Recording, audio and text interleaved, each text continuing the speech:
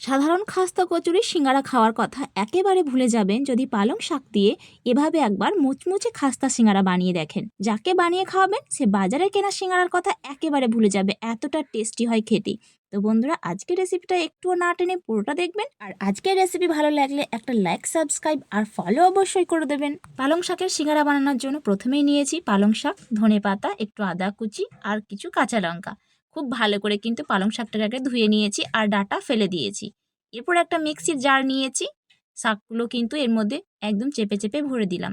দেখুন ডাঁটাগুলো কিন্তু একটুও নেই, ধনেপাতাটা পুরোটা দিয়ে দিলাম, ডাঁটাগুলো ফেলে দিয়েছি।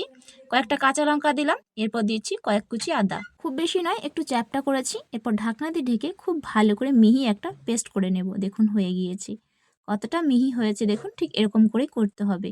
এরপর একটা ছাঁকনি দিয়ে এটাকে খুব ভালো করে ছেঁকে নিচ্ছি, রসটা নেব, বাকি যেগুলো আছে ফেলে দেব। এটাই সিঙ্গারার ডোয়ের মধ্যে ব্যবহার করব। এরপর একটা পাত্রের মধ্যে নিয়ে নিচ্ছি 2 বাটি ময়দা। আপনি চাইলে এখানে ময়দার পরিবর্তে আটাটাও ব্যবহার করতে পারেন কিংবা দুইটা মিশিয়েও করতে পারেন। এরপর দিয়ে দিচ্ছি একটু লবণ, দিচ্ছি একটু কালো জিরে। এরপর শুকনো উপকরণগুলো খুব ভালো করে হাত দিয়ে মিশিয়ে নিলাম। এরপর দিয়ে দিচ্ছি 4 চামচ সাদা তেল। এটা ময়দার পরিমাণ বুঝে কিন্তু তেলটা দেবেন। এরপর হাত দিয়ে খুব ভালো করে ঘষে ঘষে ময়াম দিয়ে নেব। সিঙ্গারার আটা একটু তেল দিয়ে ভিজিয়ে ময়াম দিতে হয়, তবে কিন্তু অনেক বেশি মুচমুচে হবে। দেখুন খুব সহজে কিন্তু মুঠ হয়ে যাচ্ছে, ঠিক এভাবে কিন্তু ময়াম দিতে হবে। এরপর দিয়ে দিলাম পালং শাকের পেস্টটা। পুরোটা দেব না, একটু রেখে দেব আর অর্ধেকটা দেব।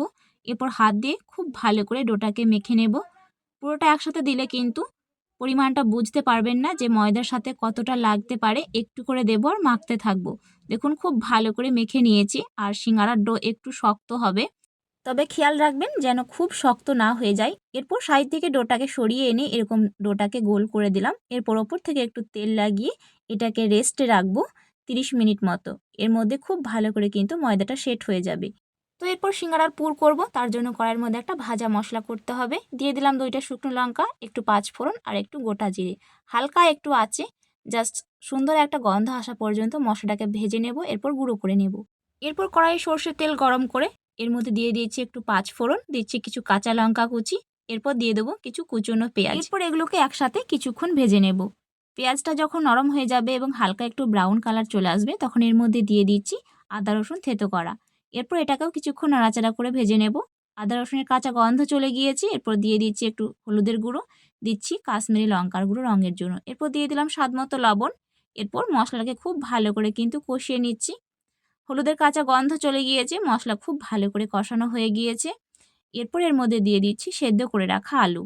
হাত দিয়ে এভাবে আধা ভাঙা করে দিয়ে দিচ্ছি, একদম পুরো ম্যাশ করে দেব না। পুরো আলুটা এর মধ্যে দিয়ে খুব ভালো করে মশলার সাথে একদম মিডিয়াম আঁচে 5 মিনিট পর্যন্ত ভেজে নেব।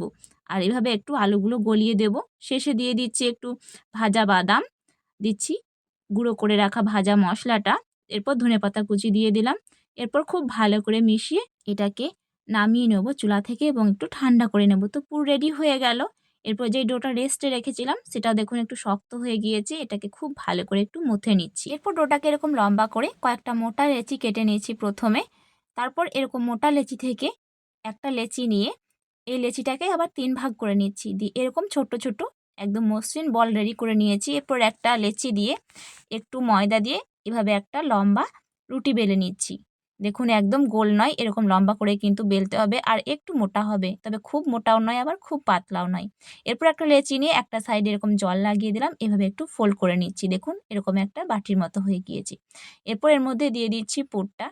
আপনি দেখেই বুঝতে পারছেন ঠিক আমি কীভাবে করছি। এরপর যেই 2 সাইডে আছে একটু জল লাগিয়ে দিচ্ছি, জলটা আঠার কাজ করবে, অবশ্যই কিন্তু দেবেন। এরপর এই মুখটা এভাবে বন্ধ করে দিলাম চেপে। এরপর সাইডগুলো হাত দিয়ে খুব ভালো করে চেপে চেপে বন্ধ করে দিচ্ছি। খুব ভালো করে কিন্তু এই বন্ধ করার কাজটা করতে হবে, না হলে কিন্তু তেলে দিয়ে খুলে আসতে পারে। দেখুন একটা হয়ে গিয়েছি। এভাবেই এক এক করে আমি সমস্ত সিঙ্গারাগুলো বানিয়ে নিয়েছি। দেখুন কতটা সুন্দর হয়েছে আর কতগুলো হয়েছে। খুবই সহজে কিন্তু অনেকগুলো সিঙ্গারা বানিয়ে নিলাম। এরপর এগুলোকে ভাজবো। তেলটা একদম হালকা গরম আছে, হাত দিতে পারবো এমন।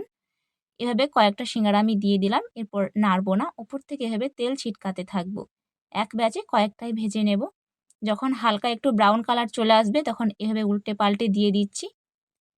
তো এভাবে কিছু বলার নেই, হালকা আছে উল্টে পাল্টে একদম মুচমুচে ব্রাউন করে একদম ক্রিস্পি করে সবগুলো সিঙ্গারা ভেজে নেব। এক সেট ভাজা হয়ে গিয়েছে, আমি তেল থেকে উঠিয়ে নিচ্ছি।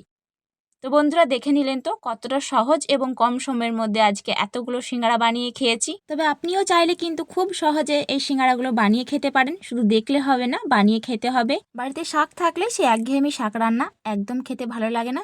তাই পালং শাক দিয়ে এভাবে নতুন একবার সিঙ্গারা বানিয়ে দেখবেন। দেখতে যেমন ভালো লাগে খেতে কিন্তু দুর্দান্ত লাগে। দেখুন কতটা মুচমুচে। তো বন্ধুরা আজকের রেসিপিটা আপনার কেমন লাগলো অবশ্যই কমেন্টে জানাবেন। ভালো লাগলে একটা লাইক, সাবস্ক্রাইব আর ফলো করবেন। দেখা হচ্ছে নতুন কোনো একটা রেসিপিতে। আল্লাহ হাফেজ।